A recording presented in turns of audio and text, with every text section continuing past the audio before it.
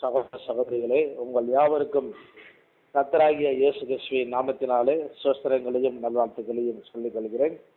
இந்த நாளிலே நாம் தானியேல் புத்தகத்துக்கு எழுதின 9ஆம் அதிகாரம் 24வது வசனத்தில் நித்திய நிதியை வருவிக்கிறார் என்ற 4 நோக்கத்தை குறித்து இந்த நாளிலே நாம் ஆராயப் போகிறோம். கர்த்தர் இந்த காரியத்தை ஆசீர்வதிப்பதாக. கடந்த நாட்களிலே நாம் 3வது நோக்கங்களை பற்றி இந்த காபிரியலானவன் இந்த தானியேலுக்கு சொல்லுகிற காரியத்தை ஆராய்ந்தோம். இந்த வாரத்திலே நாம் நித்திய நீதியை வருவிக்கின்ற என்ற தலைப்பிலே பார்க்க போகிறோம்.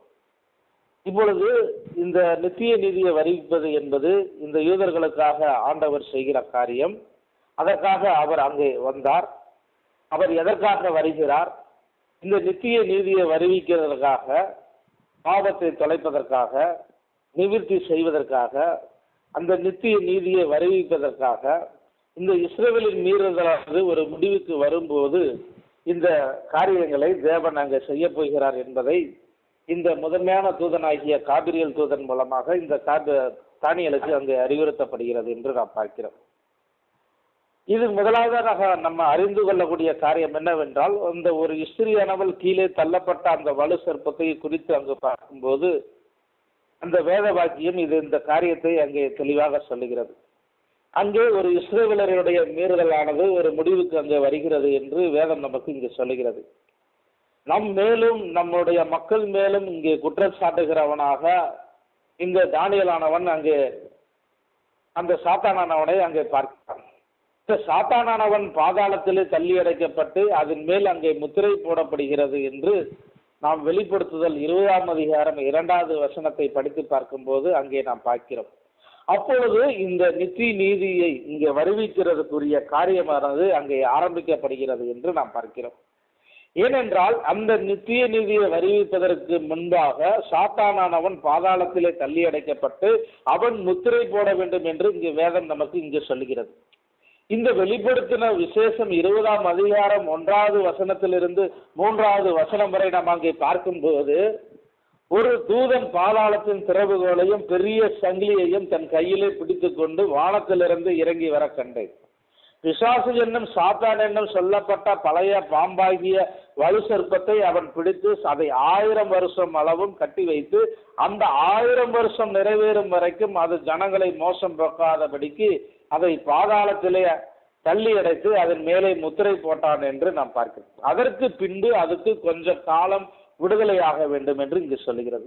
ஆகவே இந்த இடத்திலே நாம் பார்க்கக்கூடிய காரியம் என்னவென்றால், யூதர்களுக்கான ஒரு நித்திய நீதியை தேவன் அங்கே கொண்டு வரும்போது சாத்தானானவன் அங்கே பாதாளத்திலே முத்திரையிடப்பட வேண்டும். அது 1000 வருட அரசாட்சியின் முன்னோடியாக ஆரம்ப கட்டமாக அங்கே இருக்கிறது என்று நாம் பார்க்கிறோம். இந்த பிசாசானவன் பாதாள குழியில் அங்கே தள்ளப்படுகிறான். அவர் அதை செய்யும் போது அங்கே மக்களை வஞ்சித்த அந்த பிசாசானவன் மீது அங்கே முத்திரையை போட்டு விடுகிறார் என்று இங்கே வேதம் நமக்கு இங்கே சொல்லுகிறது. இந்த 2வது அதிகாரத்தில் நாம் இங்கே பார்க்கும்போது அதே பழைய பாம்பாகிய வலு சர்ப்பத்தை ஏன் முத்திரையிடப்பட்டார், அது ஏன் அவ்வாறு செய்யப்படுகிறது, அவன் முத்திரையிடப்பட்ட உடனே என்ன நடந்தது என்பதை அங்கே பார்க்கும்போது அங்கே சமுத்திரம் ஜலத்தினால நிறைந்ததை போல பூமி கர்த்தருடைய மகிமையை அறிகிற அறிவை அங்கே அடையும் நிறைந்திருக்கும். இந்த ஆபக்கூக் புத்தகத்திலே 2ஆம் அதிகாரம் 14வது வசனத்தை நாம் பார்க்கிறோம். ஏனென்றால் இங்கே சத்ருவானவன் அவன் பாதாளத்திலே அங்கே அடைக்கப்படும் போது பாவமானது அங்கே ஒரு முடிவுக்கு கொண்டு வரப்படுகிறது. நித்திய நீதியானது அங்கே வகிக்கப்படும் போது சாத்தானானவன் பாதாள குழியிலே அங்கே தள்ளி அடைக்கப்பட்டு முத்திரையிடப்பட்டு அங்கே இருக்கும்போது இங்கே சமுத்திரத்திலே பார்க்கும்போது இங்கே சமுத்திரம் ஜலத்தினால் நிறைந்திருக்கிறதை போல இந்த பூமி கர்த்தரை அறிகிற அறிவினாலே நிறைந்திருக்கும் என்று அங்கே பார்க்கிறோம். இந்த காரியத்தை நாம் அங்கே பார்க்கும்போது அந்த நேரத்திலே அங்கே ஸ்திரீகள் அவர்கள் யாவரும் ஒரு தேவனோட ஒரு நல்ல ஒழுக்கொள்ளமாக மனிதனானவன் எல்லா பண்பும் ஒரு நிறைந்த ஒரு ஒழுக்க சீரான ஒரு மனிதனாக அங்கே அவர்கள் காணப்படுகிறார்கள். அப்பொழுது 1000 வருட அரசாட்சியானது அங்கே துவங்குகிறது. அது 1000 வருட அரசாட்சியின் போது அந்த நகரம் பரிசுத்த எருசலேம் நகரம் அங்கே கட்டப்படுகிறது என்று இந்த வேதவசனம் நமக்கு இங்கே சொல்லித் தருகிறது. இந்த நித்திய நீதியை வருவிப்பதற்குரிய காலமானது 1000 வருட அரசாட்சிக்கு முன்பாக அங்கே சாத்தானானவன் முத்திரையிடப்பட வேண்டும் என்று நமக்கு இங்கு சொல்லித் தருகிறது. அதற்கு பின்பாக 5வது நோக்கமாக இந்த தரிசனத்தினையும் முந்திரிக்கிறதற்கும் தூதனுடைய தரிசனத்தினையும் முந்திரிக்கிறதற்கும் அங்கே வருகிறான் என்பதை குறித்து நாம் வரக்கூடிய நாட்களிலே நாம் பார்க்க போகிறோம்.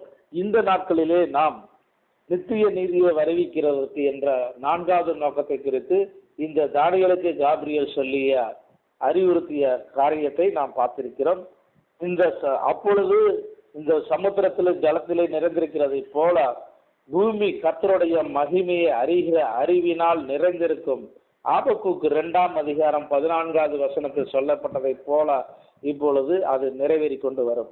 அது 1000 வருட அரசாட்சியிலே அங்கே கர்த்தருடைய அறிகிற அறிவினாலே அங்கே மனிதர்கள் நிறைந்திருப்பார்கள் என்பது வேதம் நமக்கு இங்கே சொல்லுகிறது. அது நித்திய நீதியை வருவிக்கக்கூடிய காலத்திலே 4வது நோக்கத்திலே அங்கே நிறைவேறுகிறதை நாம் பார்க்கிறோம். கர்த்தர் தாமே இந்த வார்த்தையை ஆசீர்வதிப்பாராக. ஆமென்.